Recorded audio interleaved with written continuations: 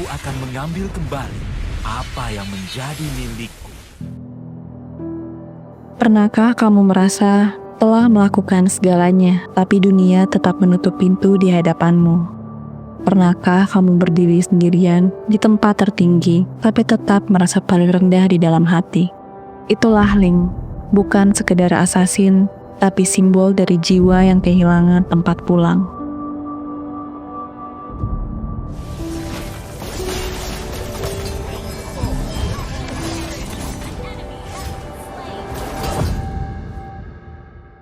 Ling berasal dari Cloud Temple, tempat yang dikenal sebagai pusat pelatihan para pendekar suci yang melayani cahaya.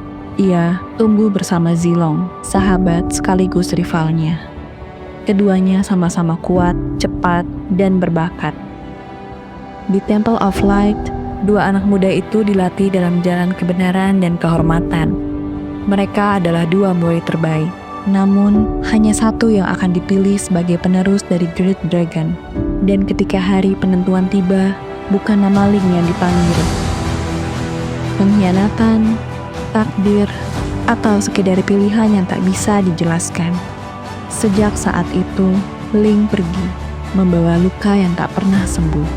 Menyendiri, diam, tapi tak pernah berhenti mengasah pedangnya. Dia tak lagi mempercayai terang. Ia memilih bayangan, tempat di mana kecepatannya menjadi senjatanya, dan kesepian menjadi jalannya. Bayangkan perihnya, ketika semua peluh dan pengorbananmu, semua kesetiaanmu, tak cukup untuk dipandang. Ling tidak hanya kehilangan gelar, ia kehilangan arah, dan dari puncak kuil itu, ia turun ke dalam bayangan. Di dunia bawah tempel, di celah-celah bayangan yang tak terjamah cahaya, Ling menemukan dirinya sendiri, atau lebih tepatnya, bagian dari dirinya yang disembunyikan. Marah, kecewa, dan lapar akan pengakuan. Ia menjadi flinching shadow, melatih seni berjalan di udara, menari di dinding, dan membunuh dalam keheningan. Setiap ayunan pedangnya bukan hanya teknik, tapi jeritan hati yang tak pernah terdengar. Menurut Carl Jung, ini adalah proses mengintegrasikan shadow self, bagian dari jiwa kita yang terpendam. Ling menolak terang, bukan karena ia jahat, tapi karena terang itu menolaknya terlebih dahulu. Dalam keheningan, Ling berbicara dengan dirinya sendiri. Ia mendengarkan kemarahan, tetapi apakah ia benar-benar mengenal siapa dirinya sekarang? Zilong dipilih, Ling ditolak. Tetapi bagaimana jika selama ini bukan Ling yang dikhianati, melainkan ia yang mengkhianati dirinya sendiri? Bagaimana jika amarahnya selama ini bukanlah terletak di Temple of Light, tetapi pada bayangan dirinya yang tak sanggup menerima kenyataan?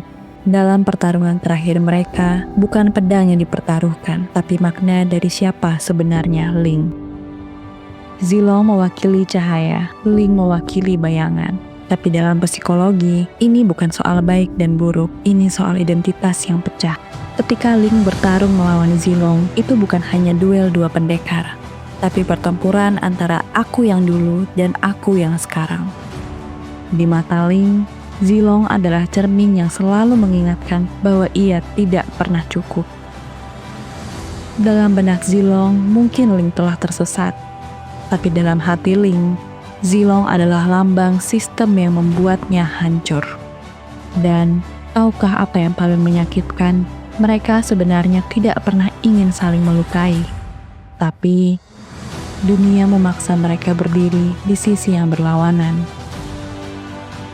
Apakah ini kebebasan atau bentuk baru dari perbudakan batin? Bagi para pengguna Ling, ada sesuatu yang berbeda dari hero ini. Setiap kali dia menari di udara, melintasi dinding, kita merasa seperti lepas dari dunia. Tetapi ada juga kesunyian yang menghantui. Ketika rekanmu gugur satu persatu, dan kamu satu-satunya yang masih hidup. Ketika kamu datang terlambat dan dihina karena tak menyelamatkan tim. Menjadi user Ling adalah menjadi seseorang yang tak dipahami. Kamu harus sabar, harus cepat, dan harus sunyi. Tapi justru di sanalah letak keindahannya. Ling dan Zilong adalah definisi dari dua jalan, satu hati. Dan hanya Ling yang tahu jawabannya. Ling adalah cerminan kita semua. Kita yang pernah ditolak, diremehkan, dan ditinggalkan. Kita yang terpaksa memilih diam karena suara kita tidak terdengar. Tapi dari diam itu, kita bisa belajar banyak bahwa luka tak selalu membuat kita lemah. Kadang, luka adalah jalan menuju versi terbaik dari diri kita. Kamu, aku, dan Ling, kita semua punya bayangan. Tapi bayangan bukan musuh. Ia hanyalah bagian dari cahaya yang belum sempat kita terima.